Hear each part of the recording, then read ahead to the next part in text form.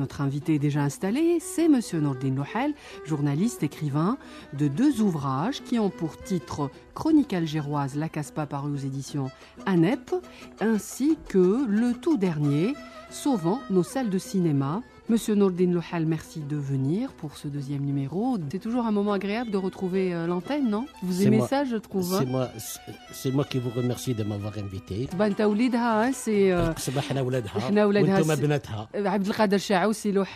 C'est vous-même qui avez voulu choisir cette chanson parce que d'abord vous êtes natif de cette citadelle. Mais dans les chroniques algéroises La Casbah, vous racontez, vous revenez sur ce quartier ou cette citadelle mythique. Mais vous, par exemple, les lieux de La Casbah qui vous parlent le plus? L'écriture de chroniques algéroises La Casbah, c'est comme mon journal au jour le jour. C'est un journal intime d'une enfance passée dans la séculaire Médina d'Alger.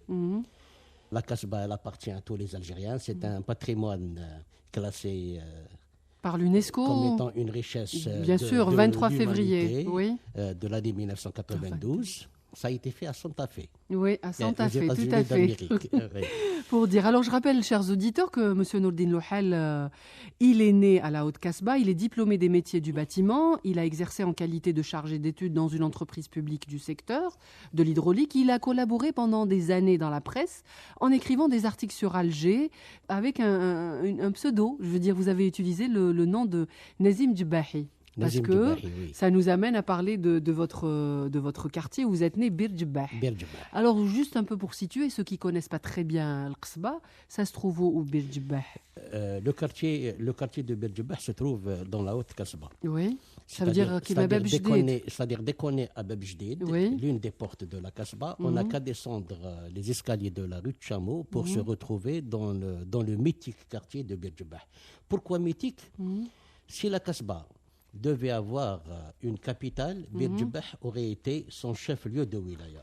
Bir Djebah charrie énormément de légendes. Bir Djebah, elle est connue par sa fontaine. Par sa fontaine qui est devenue, au fil du temps, la fontaine des Fidaïyin. Et Bir Djebah, ça veut dire on descend les escaliers, M. Lohel. On descend les escaliers au niveau de l'hôpital Aïtéder, on prend... Non, pas au niveau de un peu plus bas, à l'embouchure de la villa du Centenaire, qui est aujourd'hui la villa du Millénaire de l'architecte Henri Claraut. Il y a des escaliers devant la petite échoppe de Si Mahmoud, que tout le monde connaît là, à la Casbah. Et dès qu'on descend les escaliers de la rue de Chameau, on est sur l'esplanade de Bir Djebah. Cette esplanade se compose d'une fontaine qui a fait les beaux jours des jeunes filles du quartier, parce que c'est là-bas qu'elles allaient remplir leur seau d'eau et en même temps se tenir au courant de l'actualité du quartier, évidemment. Voilà. C'est ce qu'on appelle communément les potins du quartier. Il y a une épicerie, il y a aussi la boulangerie de Seyhia qui était aussi une cache à l'époque de la zone historique autonome d'Alger. Et attention, il y a aussi un Weli. Il y a aussi Dar Sidi Ammar. Dar Sidi Ammar, c'est une zaouia. C'est une zaouia qui est limitrophe avec la maison de la tante de Mohamed Diftisen. Et c'est là-bas où a été tourné le film. Le film les enfants du soleil, Mimiche le solitaire. Mimiche le solitaire, c'est un peu l'histoire de Mohamed Diftisen. Et juste à côté de cette maison, je suis né. Au 4 impasse du Palmier à Tehtsour, c'est-à-dire sous le rempart, à Bir Djebah.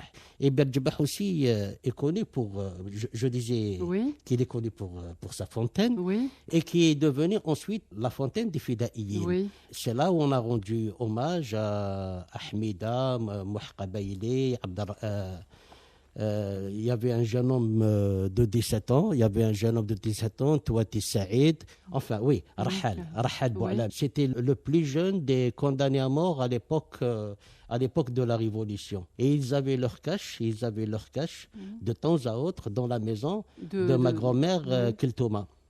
Thomas dont vous parlez dans votre livre. Hein. C'est-à-dire, s'il n'y avait pas ma grand-mère Thomas, Chronique algéroise, on n'aurait jamais vu le jour. Donc c'est à partir de là que Chronique algéroise, la Casbah est venue. C'est la grand-mère qui vous a donné envie. C'est la grand-mère. Donc une personne qui vous a donné envie de parler d'un lieu. Je me devais de raconter aux générations montantes ce qu'était la Casbah. Bon, je n'avais pas cette prétention de conter l'histoire de la Casbah, mais j'ai partagé mes souvenirs d'enfance. Et c'est des souvenirs d'enfance, j'en suis sûr, qui sont similaires à tous ceux qui ont habité la Casbah. On connaît d'autres personnes qui ont connu ou nous sont nés à Bir Djebbah, Monsieur Louhel? Ah oui. Juste à côté de Bir Djebbah, il y a un lieu dit. Un lieu dit où il y avait un saint. C'est des Chaïb. C'est des Chaïb qui est connu. C'est ce qu'on appelle Dar al-Karma. Cette maison, aujourd'hui, devait être classée monument national aussi. Il y avait une Qubba de Sidi Chaïb. Et il y avait une Karma. Et dans cette maison est né Bachir Hadjali. D'accord, le grand poète. C'est dans cette maison qu'est né le cousin maternel à ma mère, Bachir Hadjali. Khiyarnes, un grand poète. Hein. Un grand poète, voilà. Il y a aussi... Et c'est de là qu'il a écrit sur les terrasses d'antan, de la Casbah. D'accord, sur les terrasses d'antan. Donc, c'est Bir Djebbah. Bachir Hadjali parle de Bir Djebbah et il parle aussi de Sidi Chaïb. Il y a aussi l'Anqa qui parle dans Saqsida Subhanallah Yaltif de Bir Djebbah. L'Anqa, il a chanté Subhanallah Yaltif dans la qasida dans laquelle Mustafa Toumi, Allah yarhamou, que nous avons perdu récemment, a immortalisé la fontaine de Bir Djebbah. Fi Bir Djebbah nahlef. Fi Bir Djebbah nahlef, c'est ce qu'il disait. Et ce n'est pas un hasard, parce que Mustafa Toumi n'est pas étranger à Bir Djebbah. Oui, il est un peu plus haut. Parce que juste sur les hauteurs, il y a un lieu-dit aussi. On va parler de lieu-dit, parce que la Casbah, c'est un ensemble d'îlots d'habitation urbaine. Il y a un lieu que l'on appelle Houanet Ghariba, les magasins de l'étranger. Les magasins de l'étranger. Et il se trouve que dans cet îlot, Mustafa Toumi, il avait sa tante. Il avait sa tante qui était la sœur de Douja. De Douja, qui est aussi une amie intime à ma grand-mère. Akil Thomas, votre grand-mère. Exactement. Mais quand on parle de Bir Djebbah, il n'y a pas forcément, on pense forcément au Bir, non? Il y avait un puits ou pas? Bir Djebbah, ce n'était pas relatif à l'eau. C'était relatif à la production du miel. Bir Djebbah veut dire le puits de l'apiculture. Le puits de l'apiculteur, de l'Amin Djebbah. L'Amin Djebbah, c'était à l'époque ottomane, il était Qaïd al-Ayoun. Il était le Amin de l'eau. C'est-à-dire qu'il était le chef de la corporation. En même temps qu'il supervisait la corporation des producteurs de miel, et en même temps, il gérait l'eau de la cité. Cette eau qui venait des Sab'a Abar. Sab'a Abar, les 7 sources, qui est devenue au lendemain de la conquête d'Alger, El Biyar. C'est comme ça qu'on est passé du langage ottoman à la langue française. Sab'a Abar, les 7 sources, El Biyar. Et le système, à l'époque, il était ingénieux. Hein. Oui, je pense qu'il était beaucoup plus intelligent. Il était ingénieux. Et j'ai lu dans un livre de mon confrère Al-Arbi Ishbouden qu'à l'époque, la gestion de l'eau, elle était beaucoup plus rationnelle et judicieuse que de nos jours. Bon, vous allez me dire qu'à l'époque, il n'y avait pas autant de monde, qu'il n'y avait pas autant mais quand même, on ne gaspillait pas l'eau. Et j'ai trouvé des écrits, des anciens récits, où tous ceux qui intentaient à la bonne marche de la gestion de l'eau étaient sévèrement sanctionnés. Bah oui, voilà, c'est intelligent parce qu'on sait que l'eau c'est précieux, hein, monsieur. Et dommage, au lendemain de la conquête d'Alger par le corps expéditionnaire de l'armée d'Afrique qu'avait conduit l'infâme maréchal de Bourmont, leur charrette avait cassé toutes les conduites. Alors, pour un peu avancer dans notre émission, un auteur à lieu, monsieur Nourdine Louhel, je rappelle que vous êtes journaliste écrivain. La citadelle, donc, vous a vu naître, plus précisément à Bir Djebbah. Vous nous avez un petit peu expliqué ce lieu, ce que veut dire pour vous. Mais il y a d'autres lieux qui vous parlent dans la Casbah. J'imagine pas que dans votre quartier Bir Djebbah. Pour vous, elle représente beaucoup de choses, cette cité. Dès que l'on quitte les limites de Bir Djebbah, on se retrouve à Sidi Mohamed Cherif. Oui. C'est l'esplanade de Fromentin. On disait que Fromentin venait y faire ses toiles. C'est vrai. Ça, c'est M. Mohamed Ben Mendour qui m'a communiqué l'information. Parce qu'il y avait une vue La toile est célèbre de nos jours avec la mosquée de Sidi Mohamed Cherif. Pour l'information, Sidi Mohamed Cherif, c'était un saint, c'était un marabout que les femmes désireuses de connaître la joie de la maternité venaient consulter, venaient, voilà. Lui rendre visite. On disait de lui que c'était un bel homme et il a fait de sa mosquée Sidi Mohamed Cherif un lieu de sadaqa. Un lieu de charité. C'est de là-bas que partaient toutes les offrandes aux familles nécessiteuses. D'accord. Et Jama' Sidi Ramadan, il est un peu plus haut. Est-ce que c'est aussi un lieu qui... Bon, il y a aussi Jama' Sidi Ramadan, mais il ne faut pas oublier qu'il y a aussi le mythique Jama' Safir. Jama' Safir, dont on dit qu'il a été construit. Il a été construit par un visiteur qui a passé une nuit dans la citadelle d'Alger. Et Jama' Safir, ce qu'il a d'extraordinaire, c'est qu'on pouvait y aboutir à partir de Bir Djebbah pour se retrouver dans les dédales de Ziniqat de la mosquée de Jama' Safir. Oui. Voilà. On a l'impression que c'est un labyrinthe, cette Kasbah, mais finalement, c'est un labyrinthe. Je veux dire, les chemins peuvent nous mener... De toutes les façons, on ne se perd pas à la Kasbah. On ne se perd pas. Ou vous avez deux alternatives. Oui. Ou vous descendez, ou vous montez. Oui. Où vous descendez, où vous montez, vous allez vous retrouver dans la Qaria, dans la campagne, la campagne d'El Qattar. La campagne d'El Qattar, c'est-à-dire... Comme la prison de Serkadji. Comme Serkadji, ou bien je préfère plutôt parler de Jama' al-Barrani, la mosquée de l'étranger. Là, vous êtes dans la campagne. Maintenant, si vous descendez, vous allez vous retrouver à Zoujayoun, dans la basse Kasbah, là où les souverains d'Alger avaient leur palais. Leur palais.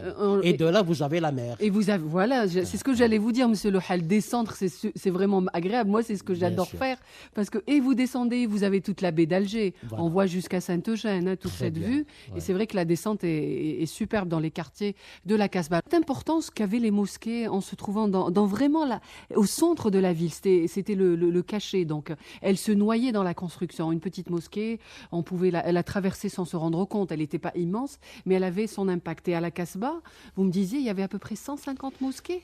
À la Kasbah, comme le disait si bien Mohamed Hilmi dans une émission, on ne connaît d'Alger que la Kasbah. À la Kasbah, il y avait, d'après les anciens récits, 150 mosquées que le génie militaire conduit par Stéphane Gzel a détruit au pic démolisseur. Et elle avait les pieds dans l'eau.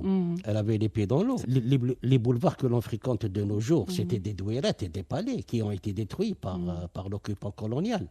Il y avait plus de 5000 douirettes qui ont été détruites au pic du génie militaire français. Bon, à la Kasbah, aujourd'hui, les mosquées les plus fréquentées, c'est, je vous le disais, c'est Jama' Sidi Ramadan. Oui. Alors qui est aussi, pour un peu parler de son architecture, d'une grande discrétion, petite, sobre. Oui, et l'âge, il est vieux. Hein. Je veux dire, il fait partie des plus vieux. Sidi Ramadan, c'était une porte à la Kasbah. Contrairement à ce que les gens disaient, ce n'était pas Bab Jdid qui était une porte de la Kasbah, mais c'était Sidi Ramadan. Par le bas, c'était la porte de l'Allahoum, au niveau de Sidi Abdelrahman. Ça veut dire en descendant, si on vient des hauteurs. Alors vous avez Jama' al-Barrani, vous avez dit, qu'on appelle actuellement, comment maintenant? Jama' al-Barrani. J'ai été photographier l'inscription de Jama' al-Barrani. Pourquoi ? Parce qu'à l'époque, les portes se fermaient. Oui, bien sûr. Et donc, ils n'avaient pas le droit d'aller prier dedans. Et ceux qui priaient à Jama' al-Barrani, c'était les invités de la citadelle d'Alger. Ils allaient là-bas et ils faisaient leurs prières et on leur donnait à manger. Ils n'étaient pas livrés à leur sort. Oui. Au contraire, ils étaient pris en charge par les gens de la Kasbah. Mais il n'était pas permis qu'ils rentrent. Hein. Il n'était pas permis qu'ils rentrent à la citadelle. Pourquoi ? Parce qu'à la Kasbah, il n'y avait pas de structure d'accueil, il n'y avait pas de structure d'hébergement. Il n'y avait pas de lieu d'hébergement. Il y avait les tabakhin, mais il n'y avait pas où dormir. Donc, les gens qui venaient en visite à la Kasbah s'arrêtaient à Jama' al-Barrani. Il y avait les bains morts. On dormait dans les bains morts. Enfin, on continue d'ailleurs à dormir encore. On continue, mais quand on dit Barrani, cela ne souffre d'aucune xénophobie. Barrani, cela veut dire qu'il n'habite pas la Kasbah, qu'il est venu de l'intérieur du pays. Donc, il priait dans cette mosquée. Cet intérieur du pays, il pouvait devait être, par exemple, aux environs de Nas el-Fahs. Parce que Ayushandé, Bouzarri'a, El Biyar, vous avez remarqué, il y a des maisons ensemencées aux alentours d'Alger. C'est ce qu'on appelle les habitations de Nas el-Fahs. Mais si on revient aux mosquées... Donc, le Barani, après Sidi Ramadan. Le Barani, Sidi Ramadan. On descend un peu plus bas. On descend un peu plus bas. Jama' Safir, Jama' Sidi Mohamed Cherif, Jama' Ali Betchin, Jama' Ktchawa. Jama' Ktchawa. Jama' Ktchawa qui a été reconquis, en 1962.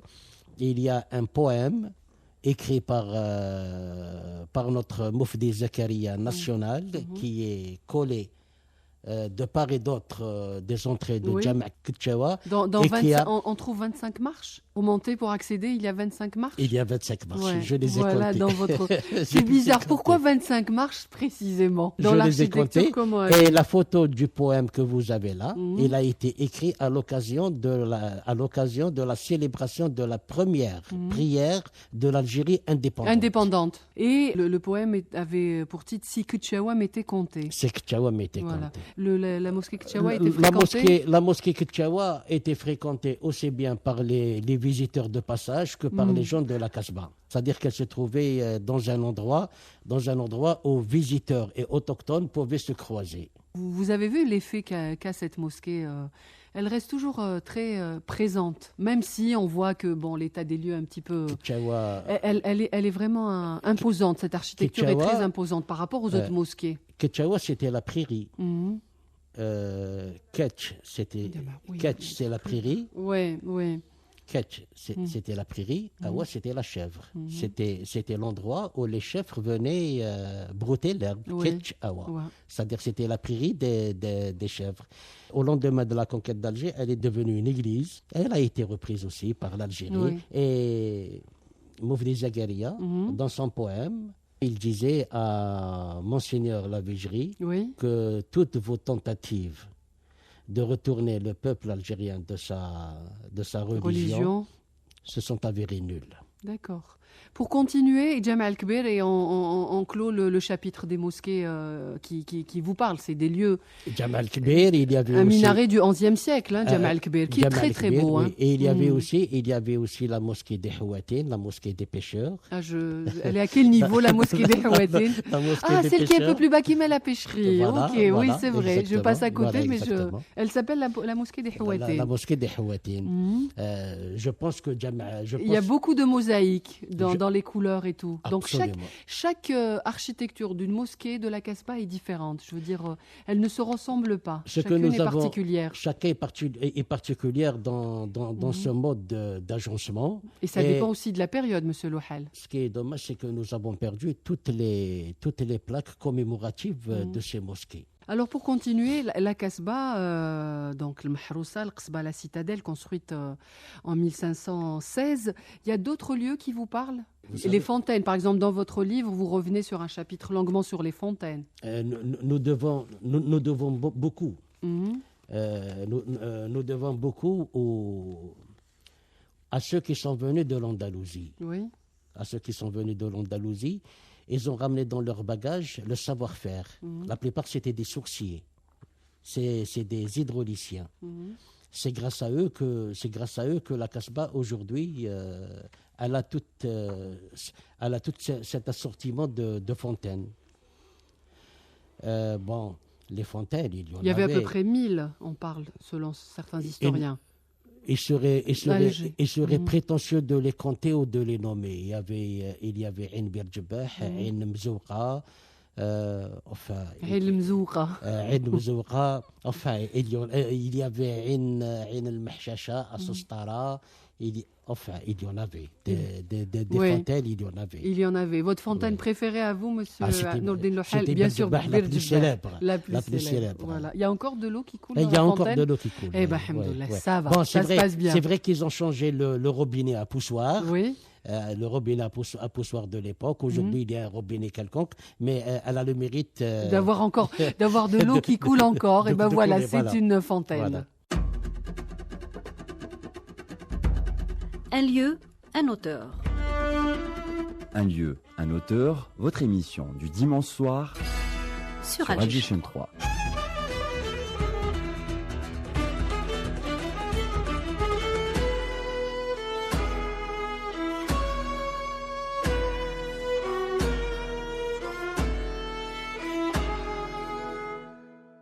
Un lieu, un auteur. Merci de nous retrouver, chers auditeurs, pour passer un moment agréable en cette soirée du dimanche 22 septembre 2013. Nous sommes en compagnie de M. Nordine Louhel, journaliste écrivain. Je rappelle qu'il est né dans la Haute-Kasbah, il est diplômé des métiers de bâtiment. Il a exercé en qualité de chargé d'études dans une entreprise publique du secteur de l'hydraulique. Il a collaboré dans la presse en écrivant des articles sur Alger sous le pseudonyme de Nazim Djebah. Ça explique son lieu de naissance. Et vous me disiez que ça a changé depuis quelque temps ? Vous ne signez plus avec votre pseudo ? Non, je signe Louhel Nordine. Pourquoi ? Expliquez ce changement. Pourquoi vous l'avez fait au début et pourquoi vous avez changé ?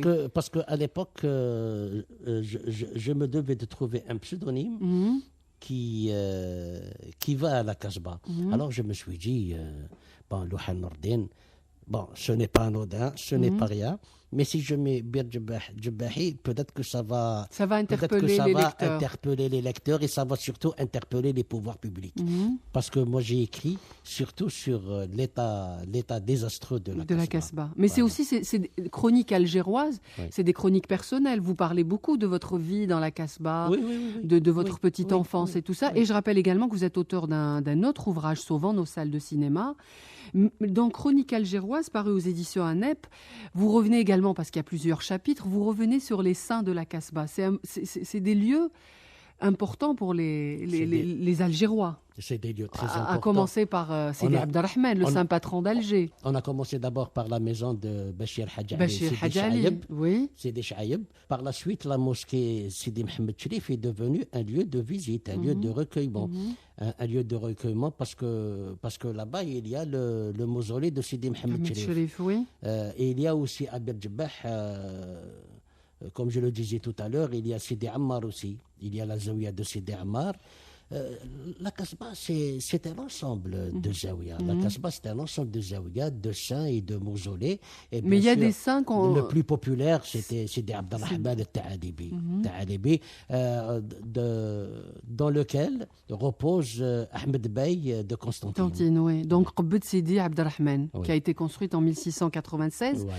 Mais ça reste un emplacement important quand même jusqu'à présent pour les Algérois. Malgré qu'il a été défait de son jardin, Bhirat Marengo, l'actuel jardin de Prague, c'est des Abdelrahman. C'est une partie qu'on a pris. C'est une partie qu'on a pris de son jardin. Aujourd'hui, Sidi Abdelrahman ne désemplit pas. Vous allez à n'importe quelle heure de la journée, il y a un nombre incroyable de visiteurs, notamment les femmes qui partent à la recherche, offrandes et tout ça, qui partent à la recherche de la joie nuptiale. Ils font des offrandes, ils allument des bougies, ils font des vœux. Quand je dis il y a même des hommes qui Tout à fait, je suis d'accord avec vous, j'en ai rencontré. C'est vrai, ce n'est pas seulement l'apanage unique de la gente féminine, parce qu'à côté de la gente féminine qui y croit dur comme fer, que c'est là qu'on se marie, que c'est là que leurs vœux s'exaucent. Il y a aussi les hommes qui vont aller. Il y a aussi le saint Sidi Ben Ali. Il y a aussi le saint Sidi Ben Ali. C'est le cimetière des deux princesses. C'est le cimetière des deux princesses qui aujourd'hui... Il se trouve à quel niveau exactement ? Il se trouve à la basse Kasbah. Il se trouve à la basse Kasbah. Ce qu'il y a de bien, c'est les Kasbadji qui ont mis à l'écart tout ce qui rappelle le cimetière des deux princesses, pour que ça soit pas... Protégé, Voilà, ils ont protégé tout ça. Et ça, c'est tout à leur honneur. Parce qu'à la Kasbah, vous savez, les gens disent qu'il ne faut pas y aller... Il y a des bondés de grands chemins, vous risquez que l'on vous chaparde votre appareil photo. Non, ce n'est pas vrai. Ce n'est pas vrai. Vous savez, quand vous venez à la Kasbah et que les gens remarquent en vous une approche généreuse, C'est-à-dire que vous êtes venu pour immortaliser des endroits, pour en parler dans une revue ou dans un journal, ou bien vous avez ramené votre caméra pour en faire un film et ils vous reçoivent, ils vous ouvrent leurs portes, ils vous font monter sur leur terrasse. Ils sont accueillants. Mais du moment qu'ils voient que votre démarche, elle est généreuse. Et vous, le quartier que vous appréciez le plus? Moi, le quartier que j'apprécie... Mis à part, on a compris, un Berdjibah où vous êtes né, mais... Moi, le quartier que j'apprécie le plus, c'est la rue Amr el-Kama. Même si ces quartiers ne sont plus... Qu'est-ce qu'on y trouve dans le temps. À l'époque, Amr el-Kama, c'était l'Eldorado de la bonne chère. Là-bas, on y mangeait bien là-bas, parce que là-bas, il y avait toute une enfilade de tabakhin. D'accord, c'est un peu comme on dit, un peu la rue Tanger. Voilà. On trouvait des petits restaurateurs. Il y avait une enfilade de tabakhin qui faisait la joie des fins gourmets. Et c'était aussi un quartier d'affaires. Il y avait le fameux hôtel d'Orient avec sa fontaine au milieu du hall.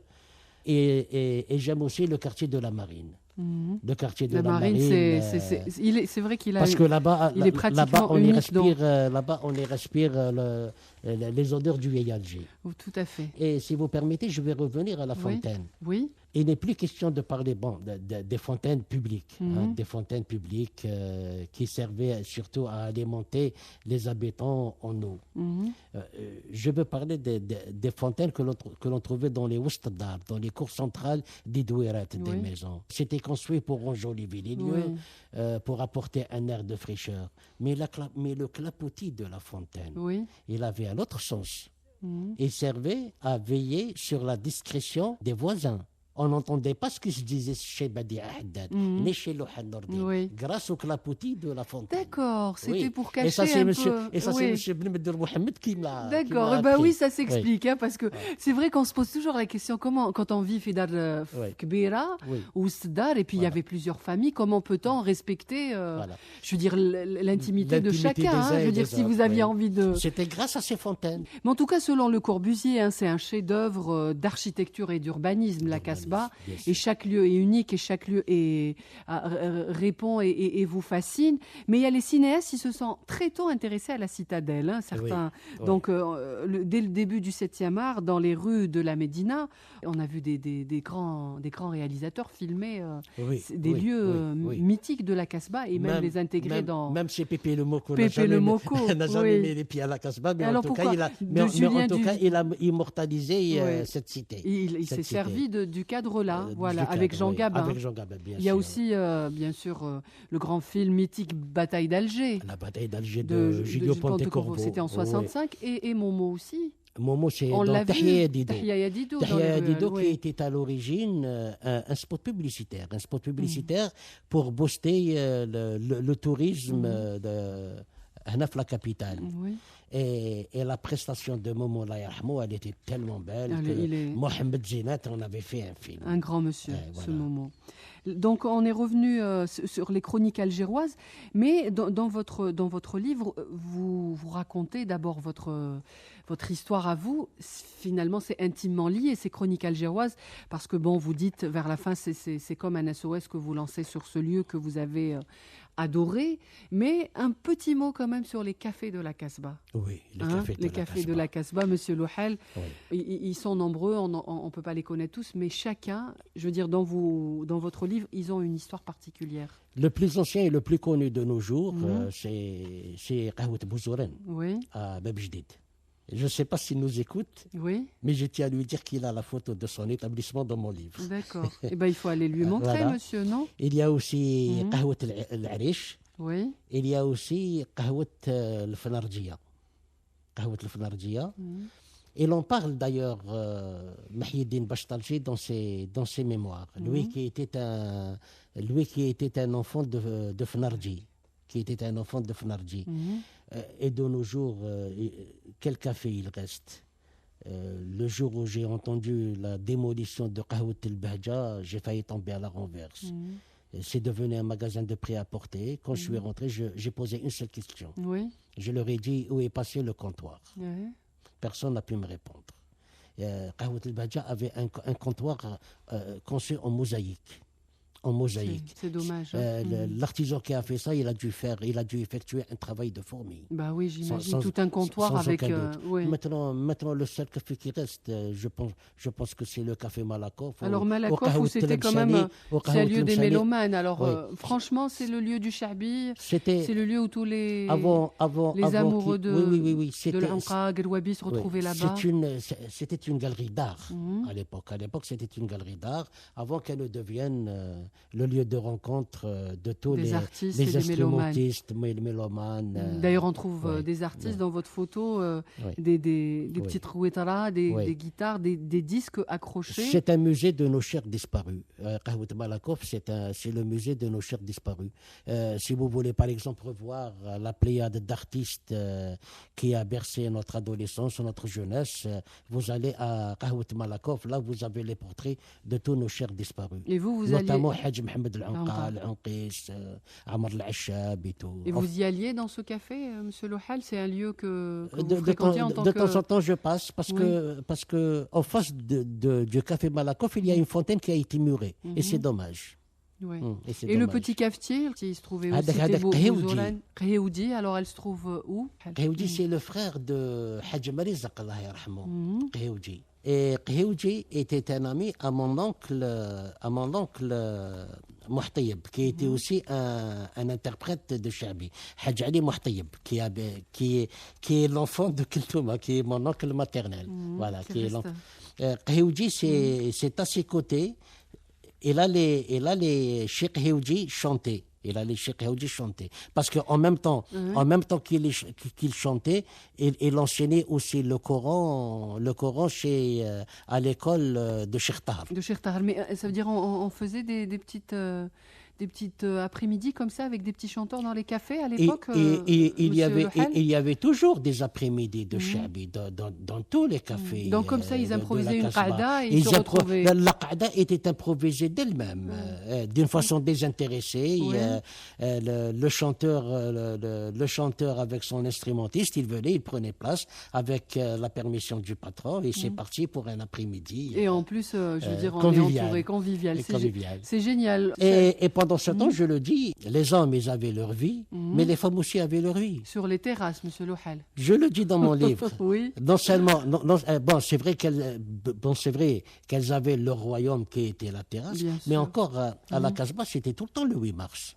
Ah bon? Ah oui. C'est bien ça. À la Casbah, c'était tout le temps le 8 mars. C'est-à-dire? Et dans chaque douila, il régnait une ambiance de ruche. Il y avait toujours affaire entre les femmes. Et la journée, c'était pour les femmes. Les hommes ne venaient jamais occuper le lieu des femmes. La terrasse, par exemple, elle était interdite aux hommes. Bah oui, c'était leur lieu à elles. C'était leur lieu. C'est-à-dire que l'homme, lorsqu'il rentrait, c'était pour se restaurer et dormir jusqu'au matin.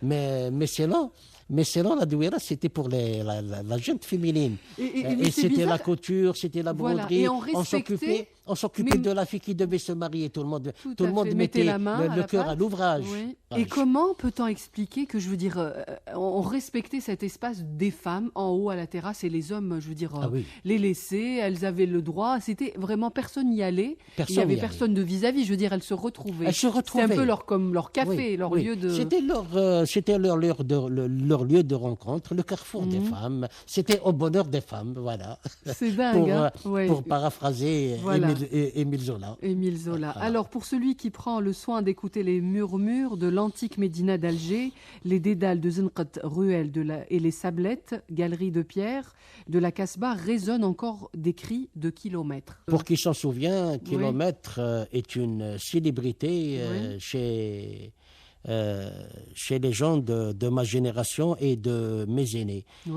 Kilomètre, quand il passait, il y avait derrière lui une nuée de gosses qui lui couraient après parce qu'il vendait de la caramel. Il vendait de la caramel qu'il tirait de ses mains. Alors autant la caramel, elle s'y tirait comme des kilomètres. Alors lui, il criait kilomètres et il servait ses gosses. Il y en avait pour tout le monde. Il y avait pour tous les petits yaouledda, pour ceux qui avaient de l'argent, pour celui qui n'en avait pas. Et comment on l'appelait cette sucrerie, monsieur Louhal? C'était du caramel. Du caramel. Elle n'avait pas de nom. C'était du caramel. Elle était pareille au dentifrice, c'est-à-dire du rouge, du vert, du blanc. De la belle caramel. De la belle caramel, et ça marque les kilomètres. Quand il venait, je viens manger les kilomètres de caramel. Et à l'heure où nous discutons, je suis sûr que ces enfants sont à l'écoute. Oui. Il y a une autre personnalité que j'ai tirée de l'oubli, parce qu'il produisait des oublis. Oui, les fameux biscuits. Voilà, les fameux biscuits. C'était Ahmed qui avait aussi son échoppe à Bir Djebah. Il produisait des biscuits que tout le monde s'arrachait, notamment à l'heure de la pause café de 16h. Qui est obligé d'être accompagné d'un gâteau. Alors, soit il y avait les oublis, soit il y avait le khfaf t'a Toulsi. Oui, c'est vrai. Soit il y avait le khfaf fait maison. C'est vrai, ça fait longtemps qu'on n'a pas mangé le khfaf. Vous m'avez fait rappeler ça, monsieur Nourdine Louhal. Et restons dans l'art culinaire. Oui. Restons dans l'art culinaire pour dire qu'aujourd'hui, la Kasbah a perdu un quartier et c'est dommage. C'est le fameux îlot de Houane Tsi Abdallah. Oui. Houane Tsi Abdallah, pour qui s'en souvient, c'était... Est-ce que c'était là où on allait acheter les effets de la mariée? Non, c'était chez Ben Kanoun. Voilà, chez Ben Kanoun. C'était un lieu de référence, monsieur Louhal, à la Kasbah. Mais Houane Tsi Abdallah, c'était le lieu où les gens allaient acheter des abats, de la viande. Il n'y avait que des boucheries. Il y avait une enfilade incroyable de Est-ce que ça s'appelle la rue Boutin? Non, pas la rue Boutin, c'est Houane Tsi Abdallah. Alors, ça veut dire pour un peu situer le lieu exact. C'était en contrebas de Bir Djebah, pas loin. Alors on achetait la toison du mouton. Oui. Il y avait le bouzelouf. Le bouzelouf, il y en avait à en veux-tu en voilà. Il n'y a aucun souci. C'est Louhal. Exactement. Il y avait des abats, de la viande. Donc tous les Kasbadis se rencontraient là-bas. Pour aller acheter, ils avaient donc chacun sa boucherie. Voilà. Mais avant de finir la première heure de Un lieu, un auteur, monsieur Nourdine Louhal, je rappelle que vous êtes journaliste écrivain. Le dernier chapitre, vous le consacrez à la Kasbah, l'univers de certains hommes qu'on ne connaît pas, peut-être nous, quand on ne connaît pas très bien le quartier. C'est l'homme à la serviette et Simouh Lablouz. C'est qui cet homme? Simouh Lablouz, c'est mon père, là, yarhamou. J'ai beaucoup de chance. Je suis l'enfant d'un ouvrier de la maison Hachette. Mon père, il a fait de moi l'écrivain que je suis aujourd'hui. C'est à la force de la lecture que j'ai connu l'écriture. Donc, Simouh Lablouz. Pourquoi la blouse? Parce c'est une cache-poussière. C'est une cache-poussière parce qu'il travaillait dans les livres, mon père. Donc, le soir, quand il venait, il me ramenait une foule de livres. Donc, j'ai grandi avec les Black le Rock, les Kiwis, les Hakim, les Agor et tout ce qui s'ensuit. L'homme à la serviette, c'est mon oncle maternel, Omar. L'homme à la serviette, donc. C'est Hadj Ali Omar qui a été porté disparu lors de la fameuse grève des 8 jours. D'accord. Il travaillait comme agent d'assurance l'homme à la serviette. Et dans cette serviette, il transportait les tracts du FLN. D'accord. Boualem? Boualem Hadak Hdaïdi, moi je ne l'ai pas connu, des gens m'ont parlé de lui. Boualem d'Acier, on l'appelait. Sa fille, elle m'a écrit. Oui. Non, sa petite fille, elle m'a écrit de Paris. Oui. Elle m'a écrit de Paris pour me féliciter d'avoir tiré son grand-père du néant. Boualem Hdaïdi, c'était un monsieur qui faisait de l'haltérophilie. Oui. Le culturisme. Parce qu'à l'époque, il y avait la culture du beau corps. Oui, c'est vrai. Voilà. On voit comme ça des photos, des anciennes photos, on les voyait comme ça très musclés. C'était l'univers des sobriquets. Parce qu'à l'époque, tout un chacun était désigné sous un sobriquet qui lui collait à la peau jusqu'à sa mort. J'imagine, mais juste, ça serait ma dernière question parce qu'il y a le flash de 22h. La Kasbah, c'était donc un code de conduite. Oui. Mais est-ce que le Tchangay avec le na'na'a derrière l'oreille... Elle avait une autre signification. Oui, on l'avait eu cette signification, et le lera ou la spotira. Est-ce que c'est vraiment un code de tenue exigé pour un enfant de la Kasbah? Mais oui. D'autant plus que la na'na'a ne la portait pas qui veut. Elle avait cette signification. Voilà. Donc, la Kasbah, c'est un code de conduite. Le bleu Tchangay, c'était quelque chose de propre. C'était quelque chose de propre et qui allait dans toutes les circonstances. Et la goumina sur les cheveux. Et la goumina à la coupe d'Amché, du célèbre boxeur américain. D'accord. Voilà, chronique algéroise, La Casbah, paru aux éditions ANEP de notre auteur invité, Nordine Louhel, qui est né dans la Haute-Casbah et qui nous a raconté ses chroniques algéroises. J'espère que vous avez passé un agréable moment en écoutant Elle eut un auteur. On se retrouve juste après.